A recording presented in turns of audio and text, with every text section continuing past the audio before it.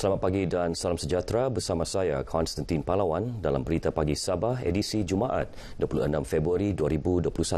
Kerajaan negeri mengisytiharkan pengagihan pendapatan interim pertama saham Amanah Sabah SAS pada kadar 4.2% atau 4.2 sen seunit bersih tahun ini yang akan dibayar kepada 49,626 pelabur. Ketua Menteri Datuk Seri Panglima Haji Jinor dalam satu kenyataan memaklumkan SAS berjaya memperoleh pendapatan bersih lebih 52 juta ringgit setakat 22 Februari 2021. Pencapaian positif itu menghasilkan kadar pulangan pendapatan sebanyak 12.07% berdasarkan nilai aset bersih SAS seunit membabitkan pembayaran tunai sejumlah 51.7 juta ringgit.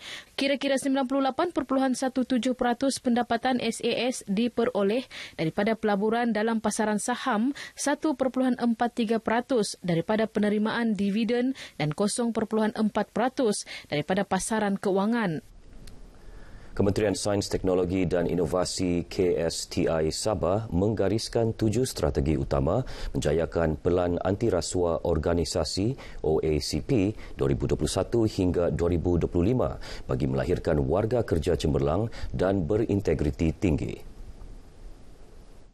Menterinya Datuk Yaakob Han berkata antara garis panduan dilaksana memupuk tadbir urus baik, memperkukuh kecekapan penyampaian sistem pentadbiran, meningkatkan integriti dan kecekapan pembangunan modal insan serta ketelusan perolehan kementerian.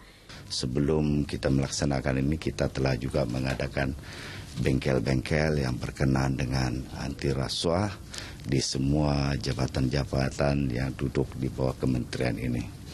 Ianya sudah tentulah berkenaan dengan bagaimana kita memberi kesedaran berkenaan dengan integriti kita sebagai penjawat awam. Beliau ditemui media selepas melancarkan Pelan OACP 2021-2025 KSTI di Kota Kinabalu. Tambahnya pelan tersebut sebagai panduan usaha mengekang masalah rasuah dan tingkah laku dalam kalangan kaki tangan kementerian. Ia merangkumi 62 inisiatif, termasuk 55 daripadanya berimpak tinggi dengan kompleksiti pelaksanaan rendah. Selaras dengan prosedur operasi standard SOP sambutan Tahun Baharu Cina, kerajaan negeri mengingatkan masyarakat agar mengelakkan aktiviti kunjung-mengunjung dan majlis rumah terbuka sempena sambutan Cap Gome hari ini. Menteri Kerajaan Tempatan dan Perumahan Sabah Datuk Seri Panglima Masidi Manjun berkata, ini bagi menghindar daripada jangkitan COVID-19 seperti yang berlaku di kluster Mawar Sandakan baru-baru ini. Menurut kenyataan Datuk Masidi, seramai 127 pesakit COVID-19 dilaporkan sembuh semalam menjadikan jumlah kumulatif sembuh 51,052 orang. Sementara itu, jumlah keseluruhan kes jangkitan meningkat kepada 52,466 kes selepas pertambahan 93 kes baharu. Bagaimanapun, tiada kematian dan kluster baharu direkodkan. Setakat ini, 785 pesakit sedang menerima rawatan, iaitu 283 orang di hospital, 492 orang di pusat kuarantin dan rawatan berisiko rendah PKRC awam dan 10 orang lagi di pusat tahanan sementara PTS dan penjara. Bilangan pesakit COVID-19 yang masih berada di unit rawatan rapi ICU ialah 41 orang dan 12 orang pula memerlukan alat bantuan pernafasan.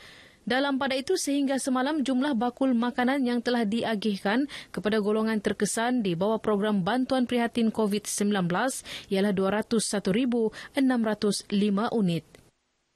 Masyarakat tidak perlu bimbang untuk menerima suntikan vaksin COVID-19 yang telah disediakan secara percuma oleh kerajaan bagi mengekang penularan pandemik COVID-19. Timbalan Ketua Menteri yang juga Menteri Pertanian dan Perikanan, Datuk Seri Panglima Dr. Jeffrey Kitingan berkata pemberian vaksin berkenaan bertujuan memutuskan rantaian jangkitan COVID-19 yang telah meragut banyak nyawa. Rakyat jangan takut.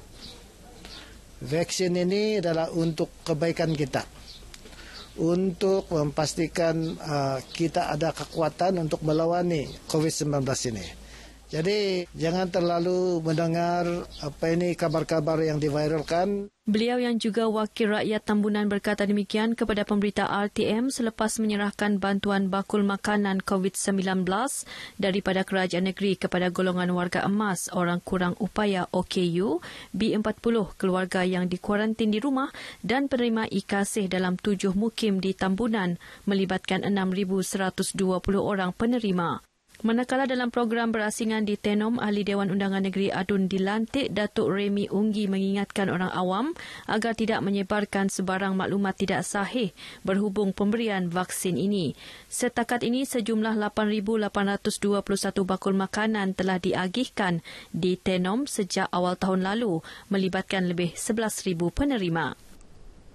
Sementara itu menyuarakan gesaan sama agar masyarakat tidak perlu bimbang menerima suntikan vaksin COVID-19, Ahli Dewan Undangan Negeri Adun dilantik, Datuk Seri Panglima Yong Teck Lee berkata ini kerana vaksin tersebut telah pun diterima di seluruh dunia.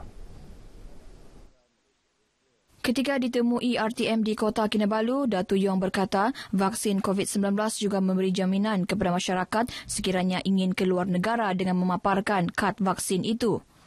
Maka tajuk vaksin ini seharusnya tidak jadi isu sama ada dia selamat ke, ada side effect lah. Memang dia secara amnya selamat kerana dia pun diluluskan oleh pihak-pihak berkuasa di seluruh dunia. Dalam pada itu mengulas mengenai proklamasi darurat, beliau berkata darurat membawa kestabilan supaya kerajaan lebih memfokuskan kepada isu pandemik. Beliau menyokong penuh proklamasi darurat bagi mengatasi masalah pandemik di negara ini tanpa gangguan mana-mana pihak dengan tujuan politik.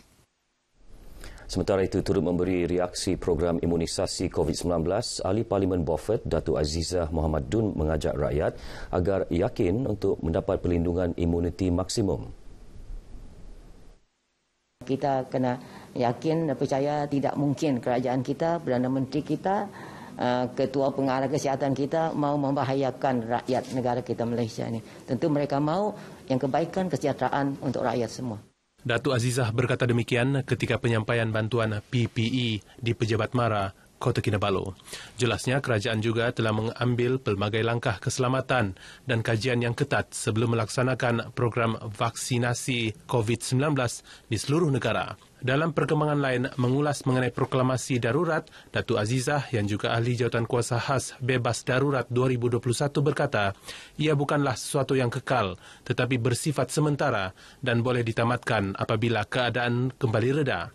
Beliau berpandangan langkah itu diambil dengan mengutamakan situasi kesihatan rakyat serta bagi mengembalikan ekonomi negara ke tahap diinginkan.